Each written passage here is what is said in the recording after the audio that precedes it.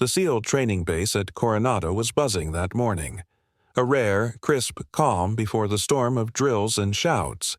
Recruits lined up for the endurance course, each one eager, tense, and painfully aware of the record that no one had beaten in a decade. It had belonged to Commander Reese, the man everyone called Iron Tide. And then, as they prepared to start, a soft voice cut through the noise. "Mind if I attempt?"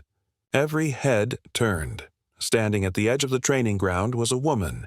Civilian clothes, visitor badge, calm eyes that revealed nothing. No one recognized her. No one expected what came next. Before I tell you what happened next, tell me in the comments where you're watching from. I love knowing who's listening. The request hung in the air like a challenge. The recruits laughed quietly. One whispered, "She's joking, right?" Another muttered, "Does she even know what this is?" But the senior instructor, Chief Warren, stepped forward. His tone was half amusement, half warning. "Ma'am, this is a restricted SEAL endurance course." "It's not. I know what it is," she interrupted gently. "And I've run it before." Something in her voice made him pause. The confidence wasn't arrogance. It was memory. He squinted. "Your name, ma'am?" She smiled faintly. "Lieutenant Commander Harper, retired." The name hit him like a wave. The woman standing before him wasn't a random visitor. She was the Harper, the naval engineer who had designed half of the obstacle course upgrades herself years ago, the one rumored to have completed the course faster than any man. Though her record had never been made official. The recruits whispered, the way people do when myth suddenly walks among them. Still, the course was brutal. Mud, ropes, walls, cold water, barbed wire. The record time, 12 minutes and 41 seconds. No one had ever come close. Warren crossed his arms. "You understand this is a live challenge, ma'am? Full regulation, full clock?" "Of course," she said simply. "Start it," the timer beeped. And then she moved. At first, it didn't make sense. She didn't sprint, she flowed. Every movement was measured, efficient, precise. The recruits who'd mocked her fell silent as she vaulted the first wall, ducked under the wire, rolled through the mud, and sprinted across the incline rope with the balance of someone who had done it 1,000 times. Her breathing stayed steady. Her eyes never wavered. By the halfway mark, even Chief Warren had lowered his clipboard. This wasn't a visitor. This was mastery.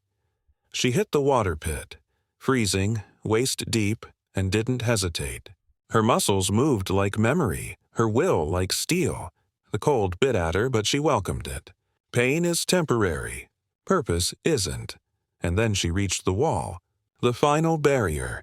10 feet tall, slick with rain, nearly impossible to climb unaided. The crowd held its breath. She looked up, mud streaking her face, eyes narrowed against the wind. For a moment, the world seemed to still, the air, the whispers, even the waves in the distance. She took 3 steps back, then charged. One leap, one grab, one upward surge, and she was over. The stopwatch stopped.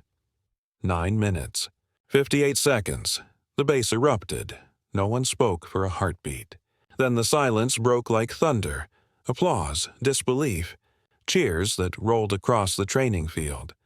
The record that had stood for 10 years had just been shattered by a visitor who'd asked politely if she could try.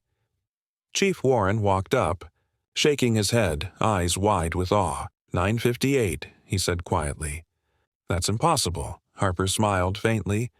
"Just improbable," he extended his hand. "You just made history again, Commander."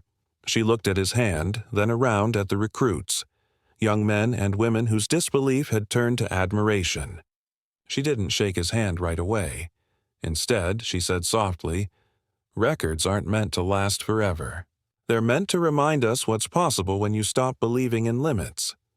Then she clasped his hand, strong and sure.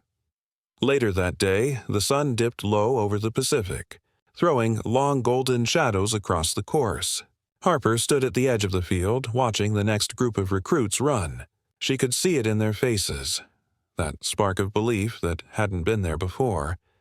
Chief Warren approached quietly. "Why'd you come back?" She smiled. "To remind them, and maybe myself, that strength doesn't belong to a uniform. It belongs to anyone willing to earn it. And with that, she turned and walked toward the gate, her visitor badge fluttering in the wind, her legacy renewed. Because courage doesn't age. It doesn't fade. It just waits for the right moment to rise again. And sometimes, all it takes is a quiet voice asking, "Mind if I attempt?" If this story inspired you, let me know in the comments. And don't forget to subscribe to Whispered Words for more cinematic stories of hidden strength, redemption, and the power of one moment to change everything. Because real heroes don't chase glory. They create it in silence.